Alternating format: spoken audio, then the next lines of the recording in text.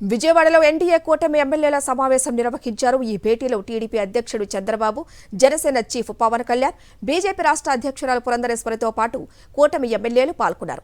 శాసనసభ పక్షనేతగా చంద్రబాబును ఎమ్మెల్యేలు ఎన్నుకున్నారు.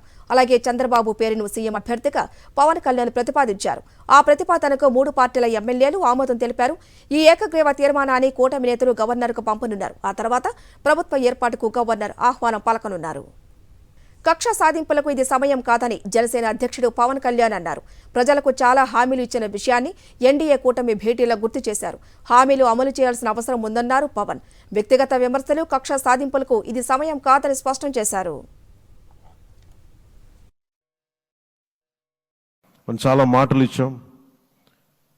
ఇది కక్ష సాధింపులకి సమయం కాదు. ఇది వ్యక్తిగత దూషణలకు సమయం కాదు. ఇది 5 కోట్ల మంది పైగా ప్రజలు మన మీద నమ్మకాన్ని పెట్టుకున్నారు. మన మీద మనందరం ఉమ్మడిగా, మనందరం సమిష్టిగా ఆంధ్రప్రదేశ్ ప్రజలు ఏ అభివృద్ధి అయితే కోరుకుంటున్నారో మనందరం సమిష్టిగా దీన్ని ముందుకు తీసుకెళ్ళాలి, అభివృద్ధి పథంలో నడిపించాలి.